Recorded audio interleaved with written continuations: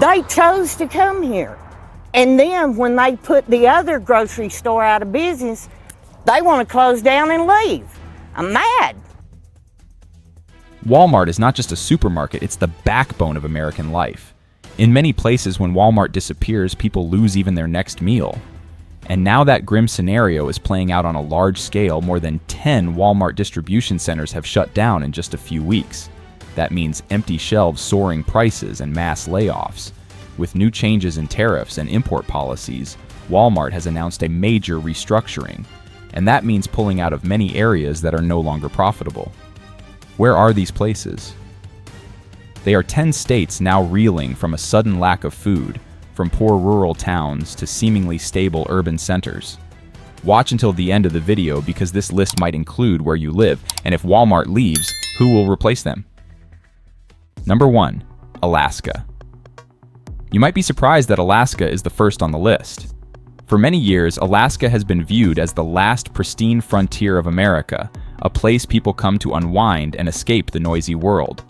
But that doesn't mean it's completely cut off.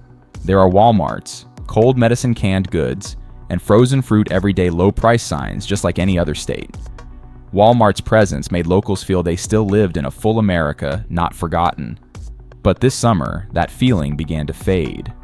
Some Walmart stores reduced inventory, stopped accepting shipments from coastal suppliers, partially shut down distribution centers, and cut staff. No loud announcement, just shelves quietly thinning out, and already fragile shipments delayed by days. For Alaskans, especially in remote towns like Kotzebue or Bethel, this isn't just inconvenient, it's a clear sign of insecurity. Analysts looking at the numbers aren't surprised. Tariffs fluctuated with every tweet and handwritten memo in early 2025. In bustling states like California or Texas, these costs could still be spread out. But in Alaska, each container to Anchorage port now costs 7 times more than at the beginning of the year. And so this place became a profit blind spot in Walmart's spreadsheet. When restructuring decisions had to be made, they pulled out of the most expensive areas, starting with Alaska. Locals not only lost access to affordable food, they also lost a place to use SNAP benefits, support relied on by nearly 15% of Alaska's population. Small stores operating on thin margins can't import enough goods to compensate. Some refused SNAP because they no longer stocked essential items. Prices soared, but incomes didn't.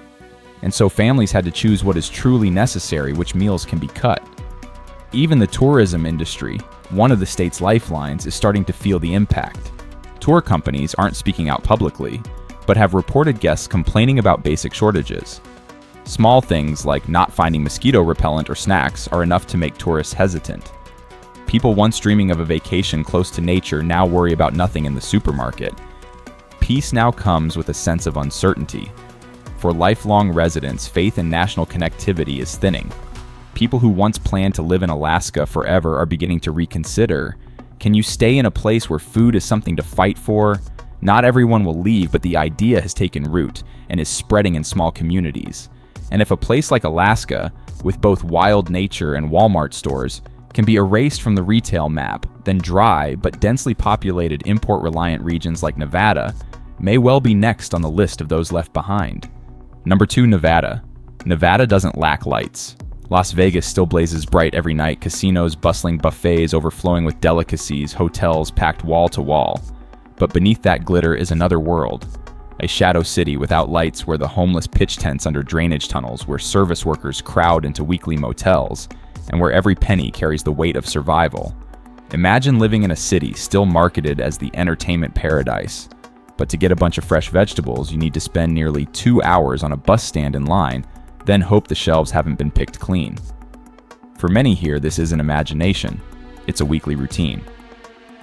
When Walmart was still present in low-income neighborhoods, at least there was a place to buy cheap food use SNAP, or receive leftover meals via charity groups partnering with the store. For the homeless in Vegas, surviving in year-round sweltering tunnels, Walmart was a silent but essential destination. Each night, volunteer groups would bring meals to shelters, near expiry food, unsold stock, or even donated bread from retail locations. It wasn't much, but it was a lifeline for hundreds of people who never spoke up but always waited. Then, in 2025, as import costs spiked due to new tariff policies, the already fragile supply chain became strained. Walmart, in efforts to cut losses, began withdrawing from areas with high operational costs but insufficient revenue. While major distribution centers near Reno still held out, many stores on the outskirts of Las Vegas disappeared one by one. The impact came quietly but heavily. No more discount food for the poor, no more surplus for charity groups, no more Walmart trucks stopping by church parking lots, once hubs for free produce, and no replacement in sight. Small grocers charge higher prices, and many don't accept SNAP. The poor, the retired, the homeless all crowd into the few remaining stores, sharing every scrap of food. Statistics show food prices in Nevada rose more than 20% in Q2 of 2025. Eggs surpassed $5 a dozen.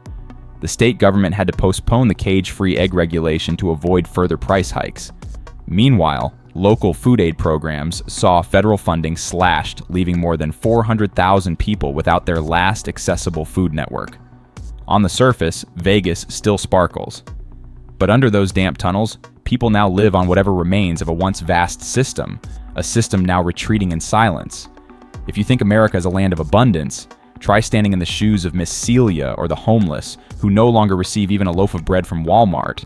And if Las Vegas, the heart of consumption and entertainment, has begun shrinking its support for the poor, then in Texas, where floods have just severed transportation routes, the ability to withstand a food crisis may be even more fragile. Number 3, Texas. A delivery truck abandoned in floodwaters in Ellis County, vegetables floating down the current, still wrapped in Walmart packaging. That's a real image from Texas this July. Texas has long been strong in logistics. Highways crisscross the state, modern distribution hubs span from Houston to Amarillo, and Walmart is one of the most crucial links keeping that supply chain running. But the early July floods weren't just extreme weather. They were a direct hit to Texas's greatest strength transportation and distribution. When heavy rains rendered over 30% of the state's roads unusable for days, the concern wasn't losing homes, it was losing supply access.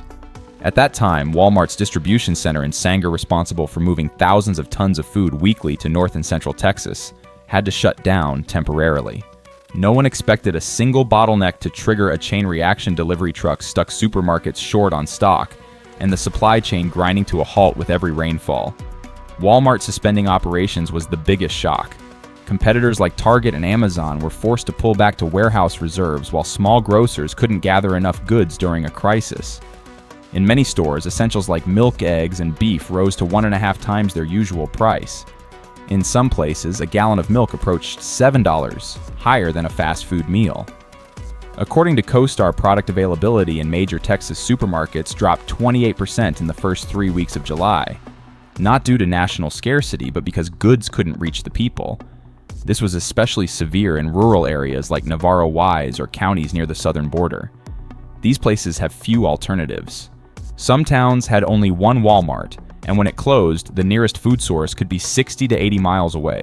In USDA's early July update, at least 24 counties in Texas were temporarily classified as food deserts, meaning no reasonable access to fresh food. And another blow followed new rules from the Big Beautiful Bill. Many workers temporarily out of work due to weather also temporarily lost SNAP eligibility for not meeting minimum monthly work hours. A policy meant to encourage self-reliance now becomes a barrier when people need help most. A double hit from nature and policy leaves thousands of households feeling mercilessly tested. Texas doesn't lack food trucks or infrastructure, but just a few days of floods, a handful of rigid policies, and the retreat of a single brand, that's enough to disrupt everything. Walmart used to be a reliable pillar, open daily, cheap, accessible. When that familiarity disappears, what's lost isn't just a meal. It's the sense that there's still somewhere to count on. Number 4, Maine. A small gas station in Aroostook County just put up a new sign. Fresh milk arrives Wednesday. Limit 2 cartons per person. A gas station, not a supermarket. That is a clear sign that Maine is entering a vicious cycle that's hard to break. What used to be a given, buying milk, picking up medicine, redeeming SNAP benefits, has now become a journey that costs time, money, and sometimes even dignity. Not because of a natural disaster, but because Walmart quietly pulled out. Before it was Canadians who crossed the border to shop in the US, they flocked to Walmarts in Bangor or Presque Isle like they were going to a fair, filling their cars with medicine, groceries, fast food, because US goods were cheaper and more abundant. These supermarkets once operated like unofficial trade routes Maine supplied and Canada bought. But then, the tide turned. Since the US imposed new import tariffs at the start of 2025, trade tensions between the two sides escalated. Fewer Canadians came over, and shopping traffic dropped sharply. At first, it just felt quieter, but then, stores started cutting staff, reducing inventory, and according to unconfirmed rumors, the Lewiston Distribution Center may have temporarily closed. The revenue drop wasn't loud, but it loosened each link in the local supply chain, and so the paradox emerged. People in Maine, a state that produces a fair amount of its own food, now have to cross the border just to find their own products. In Canada, Walmart shelves remain full. Still US goods, but subsidized, smoothly distributed serving Canadians. Back home, shelves gradually empty and purchasing limits begin to appear. It's not that products have disappeared. It's that the system that once connected people to those products is no longer there. What's more painful is that with Walmart's retreat, other services disappeared too. The SNAP redemption counters free tax filing for seniors, urgent late-night pharmacies, or gas stations with stable prices. All once wrapped into one familiar place. Now they're fragmented and drifting out of reach. Some smaller distributors stepped in, but rather than saving the day, they took control. They chose the delivery points, the quantities, and most importantly, the prices. Consumers saw rising prices and blamed farmers. But farmers are still selling carrots at the old price, sometimes even cheaper. The difference isn't in the fields, it lies in the missing middle layer that used to be coordinated by a player big enough to keep prices stable. The scariest feeling in Maine right now isn't scarcity, it's being replaced. Those who were once central now stand on the sidelines. Those who used to sell now have to borrow back. They're not starving, but they're standing in line. They're not poor, but they've lost control over the simplest thing, a self-determined meal. And if Maine, a border state once proud to call itself America's gateway, can be dropped from the supply chain due to a single trade retreat and a collapsed distribution system, what's next? Brace yourself for the next grim picture. Number 5, West Virginia. In West Virginia, there are places where you have to drive more than 20 miles just to buy a bunch of vegetables. No car. Then it's instant noodles or wait until next week's delivery if it comes. For many Americans, a supermarket is just minutes away. But here, dozens of communities live on winding hills with no meaningful public transportation, and the few small stores that once existed are now disappearing. When Walmart announced it was pulling out of the area, West Virginians didn't just lose a place to shop, they lost a piece of their connection to everyday life. West Virginia once had high hopes for national retail chains. When Walmart opened its first stores in towns like Welch, Logan, or Clay, it wasn't just a place to buy things, it was a declaration that we are part of modern America. People called it where the light arrived. They could buy milk-fresh vegetables, frozen chicken, even discounted TVs.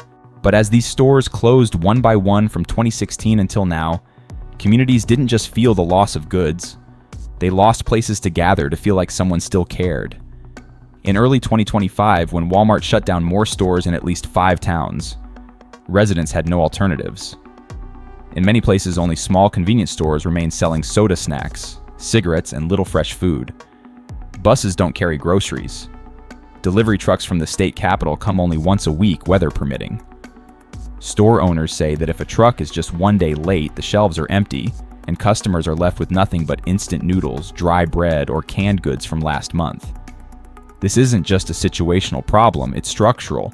This is a state with weak infrastructure, average annual incomes below $45,000, and nearly 20% of the population over 65. When a distribution system withdraws, nothing replaces it. There are no local store networks strong enough to pick up the slack. No fresh food startups looking to scale into places where delivery trucks must climb 15% grades to reach a village. And no federal programs moving fast enough to fill the gap, especially when SNAP benefits are being cut, and new rules require recipients to work at least 80 hours a month to qualify. What's frightening is that the decline doesn't happen overnight. It's like rain soaking into soil each month, one late delivery, one more store shuttered, one more elderly person unable to drive the mountain roads. Then one day, the whole community realizes there's nowhere left to buy eggs. Not because of a storm, not because of an energy crisis, but because the market walked away, leaving behind those who weren't profitable enough. West Virginia doesn't need a miracle. They just need a system that doesn't forget them. But when big corporations restructure and Walmart leaves, what's lost isn't just food, It's the trust that someone out there is still showing up for them. And that breakdown is spreading wider than people think. Because if a poor, sparsely populated state that was already forgotten has to endure this much, then join me as we head into the nearly unbelievable story of California, a state that seemed to have everything but is now facing a crisis from within. Number 6, California. You live among endless tomato fields, but have to pay nearly $3 for a bruised bag of tomatoes imported from Chile. That's California in the summer of 2025. From Fresno and Tulare to Bakersfield, many are facing a paradox that seems impossible to explain living in America's produce basket, yet finding fresh vegetables increasingly expensive, scarce, and out of reach. This isn't just a matter of weather or inflation. It all began when the links between growers and buyers started to fall apart, and Walmart was once a key part of that chain. With an optimized in-state distribution network, Walmart had the ability to collect goods from farms in Salinas Valley and deliver them to shelves in Central Valley in under a day. Fresh produce, low prices, fewer middlemen. But when distribution centers in Elwood and Riverside went into hibernation or shut down, the connection broke. Walmart pulling out didn't just mean losing a store, it meant losing the power to negotiate time quality and price. Those gaps were quickly filled not with better solutions, but with new middlemen who came with higher costs and greater control. Now they decide everything: delivery schedules, allocation quantities, and most importantly, prices. And thus began a familiar cycle: farmers sell grapes at rock-bottom prices, yet consumers pay more than double in stores without knowing where the difference goes. That's why people at the very heart of production, Fresno, Tulare, Delano, feel cheated. They're not short on food, but short on access to the food they produce. Walmart once shortened that gap. Now it's gone. Replacement distributors prioritize cities with larger populations and higher margins. Inland towns, the ones that feed the country, get left out. According to USDA data, food desert rates in Inland Empire have more than doubled in 2 years. Not due to crop failures, but due to failure in delivery systems. A homemaker in Tulare has to visit 3 different places just to assemble a basic meal, not because there's no supply, but because distribution no longer favors this area. California isn't collapsing overnight, but every month brings another store cutting back on fresh goods, another local market raising prices, another household switching to frozen food. The sense of self-reliance once this state's pride is being replaced by a sense of being controlled, not by nature, but by market decisions made hundreds of miles away. And the worst part, people are beginning to blame one another. When prices go up, they accuse farmers of greed, not knowing those very farmers are being squeezed on every bunch of greens. When Walmart was around, the chain was big enough to negotiate. Now there's no one left to balance the scales. Sellers are suffocating, buyers are ignored, and everyone feels duped. Number 7, New Mexico. In many towns across New Mexico, if you need to top up your phone, redeem SNAP benefits, withdraw cash, get a prescription, or fill your gas tank, you go to one place, Walmart. But now that place is closed. Unlike wealthier states where people have dozens of alternatives in New Mexico, especially in border and highland areas, Walmart wasn't just a supermarket. It was the central hub of basic living, affectionately called life's main station by the elderly. When Walmart left, the system didn't just suffer, it collapsed immediately. In Albuquerque, Walmart's distribution center once served a vast region stretching from Gallup to Las Cruces. As long as trucks left on time, food could reach people in under a day no matter the terrain. But when the center shut down in late June, those routes stopped. And paralysis set in, not loudly, not with protests, but through empty shelves, SNAP cards with nowhere to swipe, and elderly folks waiting for heart meds without knowing who to turn to. Just months ago, the state received more than $2 million in USDA grants to expand the local food network, but by early 2025, that program was cut. No clear reason, no replacement. People were left to wait. But while budgets stall in negotiation, humans cannot stall their hunger. Especially in a state with one of the highest child hunger rates in the country, with counties like McKinley, Luna, and Sierra exceeding 30%. Not in a foreign country, but in the heart of America. Many elderly who live alone no longer have the strength to drive far. Poor workers can't afford the gas to search elsewhere. Charities are stretched thin like fishing lines in the desert. It's a stark reminder in modern America, some communities still depend on a single point of connection. And when that point disappears, the whole structure crumbles. Number 8, Mississippi. Mississippi was once called the birthplace of the blues. where guitar notes rose from cotton fields, where stories echoed through old piano keys. This land raised ballads, revolutions, and memories of a simple, soulful America. But this summer in Clarksdale, the former blues capital residents line up for vegetables handed out from a mobile freezer truck. No music, no microphone, just silence. Walmart is no longer here. And it's not just a store that shut down, it's the final bolt pulled from an already fragile system. Mississippi has long ranked among the poorest states, with a median income under $46,000 per year. But what's exhausting people isn't just lack of money, it's lack of choice. When Walmart left, Dollar General also reduced store count. Towns like Sunflower Homes or Quitman, never having much to begin with now, don't even have a place to buy a gallon of milk. The problem in Mississippi is that scarcity has long been built into the system. Nearly 60% of the population lives in food deserts areas without reasonable access to fresh food. Nearly 1/3 rely on SNAP. Many qualifying households still have to drive dozens of miles just to buy groceries. Ironically, some live right next to farms, yet can't afford the crops they once grew. When Walmart was still around, even as a basic store, it created a stable axis. There was medicine food and community connection. People met, chatted, shared news. Now everything is scattered. Pop-up trucks like Pharmacy Marketplace or In Her Shoes are temporary fixes. They bring produce and hope, but cannot replace a system that once worked.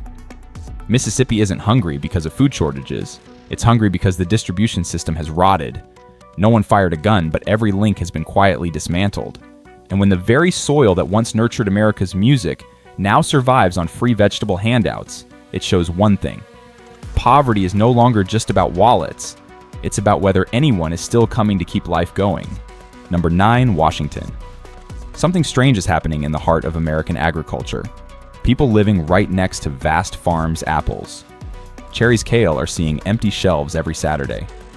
Food prices have risen by more than 30% this year, but not because of shortages. It's because of a lack of pickers, packers, and operators. Since early 2025, the federal government has stepped up inspections of immigrant labor records at farms in eastern Washington. There haven't been any major raids, but just a few ICE vehicles showing up has triggered a quiet wave of retreat. Those who quietly kept the supply chain running, harvesting, washing, packing, vanished without a trace. Farm owners couldn't replace them with machines, nor could they recruit fast enough. Within weeks, many farms had to forego their cherry season. Cucumbers ripened and fell without anyone to pick them. And that's where the chain broke. Walmart shut down a distribution center in Spokane and reduced hours in Tacoma and the Tri-Cities. Not long after, Target quietly shortened its hours in Seattle due to staffing shortages. Costco stopped accepting fresh food orders outside of peak hours. People began learning how to time their shopping as if hunting for discounts rather than simply buying essentials. What unsettles people most isn't the high prices, but the sense of lost control. No one gives advance notice when Walmart stops supplying a neighborhood. No one knows whether Target will still be open next week. Not because of storms, not because of a strike, but because the operators are gone. Washington was once a model for modern agriculture, green, clean, sustainable. No one imagined that an immigration policy could bring down an entire system. Not with an explosion, but with quiet absences. No one points fingers publicly, but everyone understands without operators, goods are just abandoned vegetables. What makes this story different is that Washington isn't going hungry because of poverty. It's facing disruption that was programmed in without anyone preparing for it. Walmart may be the first to retreat, but Target, Costco are moving in the same quiet way. For middle-aged viewers who once believed in the resilience of the agricultural chain, this is a wake-up call. It's not just the poor who may go hungry. When labor disappears, when supply chains collapse, even living among fields of vegetables, you still have to wait for another truck to bring you a proper green dinner. We're reaching the end of today's journey. Up next is the final story, and also the most special one. Number 10, Missouri. They once rolled out the red carpet for Walmart. Now they hang signs saying, "Not welcome back." In Caruthersville, southern Missouri, the story didn't start with food shortages. It began 2 decades ago when the town buzzed with the opening of a new supermarket. People were excited. Local officials smiled as they cut the ribbon. Everyone thought it signaled modernity, convenience, and opportunity. But not long after, the corner bakery shut down. A 30-year-old family pharmacy went out of business. One day, the commercial district that once served as the town's center became nothing more than an empty parking lot. Walmart did what no policy could achieve. It completely reshaped the consumer ecosystem and the community's belief system. People chose cheaper, more convenient options. Small stores couldn't compete. They closed quietly without media coverage, just loyal customers wandering off to find alternatives. Then, in 2025, Walmart left too. According to CoStar, the closure of just 5 branches in Missouri affected more than 20,000 households, mostly in poor areas like Pemiscot and Dunklin. But the anger isn't about the number. People are furious because Walmart once promised to be a pillar, then left as if it had never belonged. It's a collective betrayal from hope to dependence, then from dependence to emptiness. In Caruthersville, Walmart was once the only place that accepted SNAP benefits where you could buy medicine, get gas, even send a birthday gift through the post office. When it closed, the last points of community connection disappeared. People didn't just lose a supermarket, they lost a gathering place and the symbol of a new life. What's frightening isn't the food shortage. It's when a community starts to doubt itself. Did we make the wrong choice from the beginning? Were we too quick to hand over the local economy to a corporation and now don't know where to start again? Some charity groups want to build a community market. But how many young people are left to take over? Who still believes this place is strong enough to try again? We once believed that Walmart or any retail giant would always be there. But how many communities will one day wake up and realize the familiar delivery truck isn't coming anymore? Maybe it's time we rethink how we shop, return to farmers markets, support local stores, take more ownership of what we consume. Or maybe all of this is just a sign of an America that's folding inward with fewer choices, more uncertainty, and deeper divisions by the day. If you found this video useful, don't forget to subscribe and hit the notification bell so you won't miss future content where we tell the stories mainstream media often leaves out.